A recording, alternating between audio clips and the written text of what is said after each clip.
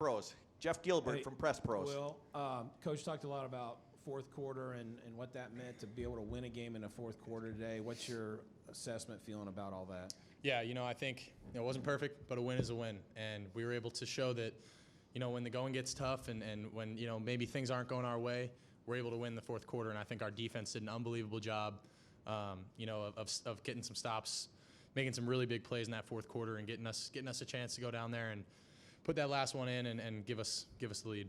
What was different for you guys on that last scoring drive versus the whole other part of the second half that preceded that? First down, man. That's what we talk about. We got to get that first down. And the first play, I thought it was a great play call. Versus they were running cover 3 again on that play, and it was perfect.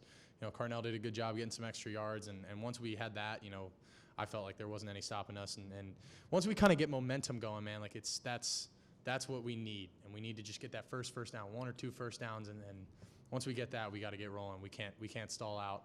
We're way too explosive of an offense to stall out like we did in the third quarter. Over to the right, Bill Rabinowitz, Columbus Dispatch. Other than the 2 long touchdown passes and of course the last drive, you guys really struggled offensively. To what do you attribute the struggles? I'm not sure. I really don't know. Something I'm going to have to go back and look at the film on. I don't think we ran the ball as well as we wanted to today, and that a lot of our passes were in the play action world. So if you can't run the ball, it's kind of hard to get into the play action world. But I don't know. I don't know what it was. I don't know if there's one thing that we can put our finger on. But we got to go back and look at the film and get it corrected, because we're in the playoffs now, and this is every game is the most important game, and we can't afford to put in performance out there that we're not proud of like today. And I think today will wake us up and remind us that we got to just continue to grind every single day, every single week, and not ever get complacent, man, because you never know. And especially I think Nebraska does some good things defensively. I think they changed up some looks on us. They do some funky stuff up front, so credit to them. But we were able to get it done, and a win is a win. Over to the left, Dan Hope, 11 Warriors. Will, how do you think it affected you guys not having Josh Simmons out there today? And did it affect your decision-making at all, not having him in there at left tackle? No, it didn't affect my decision-making at all. That's not something I think about when I'm in the game. I got all the trust in the world in Zen and whoever is out there at left tackle. I mean, it's not affecting anything that I'm doing at all. It's next man up mentality, and you got to have full faith in that guy. And I hope Zen's all right, man. I really do. Praying for him. But I definitely, when you lose a tackle with first round potential, like it's tough, and that's a dude that we're gonna miss. But I think Zen stepped up, and he's got to continue to work, and hopefully he's all right, man. I'm praying for him. But it doesn't affect my decision making at all. Over to the right, Tim May on 3. Thanks, Jerry. Just 2 quickies, Will. Number 1, on those deep balls, especially the one right down the middle. I mean, obviously, Carnell Tate, getting him involved was big, I think, for you guys. I've been in the second one right on stride. How would you rate your deep ball throws today? Number 1. And number 2, did they present you guys with some maybe different looks up front? They seemed, they're a 3-3-5, but they had 5, sometimes 6 guys up there and stuff. How much did that affect the run game? Because clearly you got to watch it on your pad. Yeah, I think they did some interesting things up front, and that definitely messed with our run game a little bit. I think they had like 2 blitzes that were like perfectly called into our runs. I don't know how that happens, but it's just part of the game. Sometimes it's a chess game, and they made some good moves. Deep ball wise, we hit the ones that we had to, and I think it was good, and I'm not gonna give myself a grade on it until I watch the film. I think I maybe held up Carnell just a little bit. Maybe just want to push him down the field a little more, make it a little bit easier on him. But we got the perfect looks. We knew we wanted that play to Carnell versus cover 4 mini. We got it.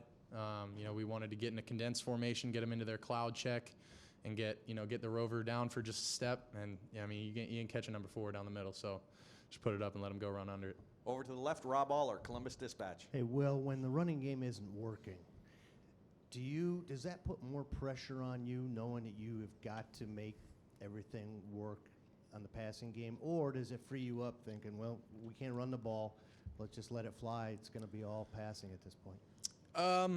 That's a good question. I think you can go either way with that. I think you can say, if you can't run the ball, it makes it harder to throw the ball, play action wise. But I think at the same time, I try not to worry about that. It's one play at a time. Just execute what I have to do, what my job is. Obviously, we want to run the ball better than we did and get ourselves ahead of the sticks more. But for me, I wouldn't say it changes anything, man. My job is my job every single play, and I'm just trying to take it one play at a time. Over to the right, Andy Backstrom, Letterman Row. Yeah, well, I think you guys had 10 total plays of those first 4 drives in the second half.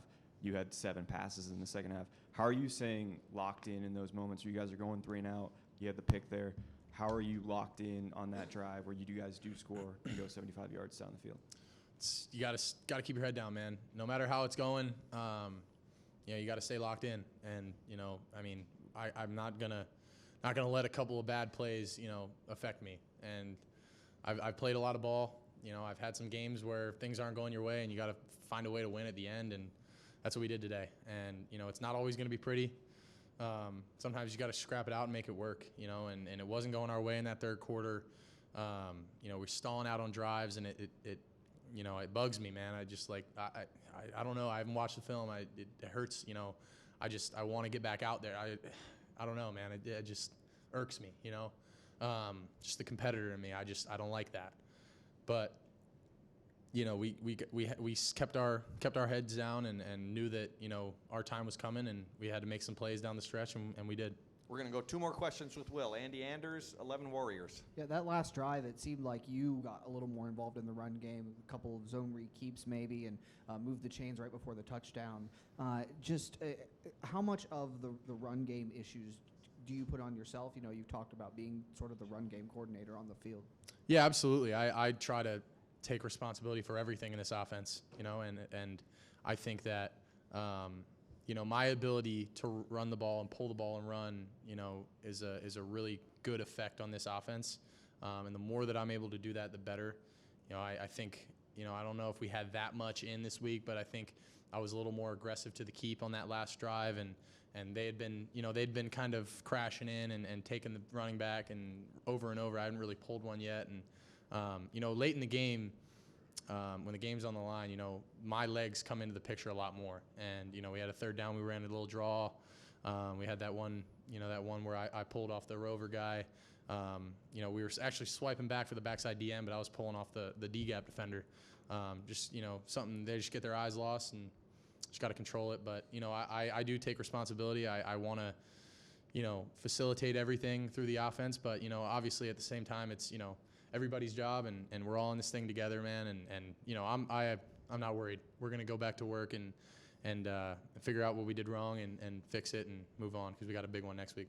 And final question, left aisle, Steve Hellwagon, 24/7 Sports. Couldn't let you get away without asking about that, going back to Pennsylvania to play Penn State. Just your first thoughts about that. Will you be glued to the game tonight, watching them against Wisconsin, I guess? I'm stoked. I cannot wait. It's going to be a homecoming for me. I grew up a Penn State fan. I wanted to go there my whole life. They didn't think I was good enough. But I guess we'll see next week if I was. Great. Will, thank you very much. Thank you, guys. Go Bucks.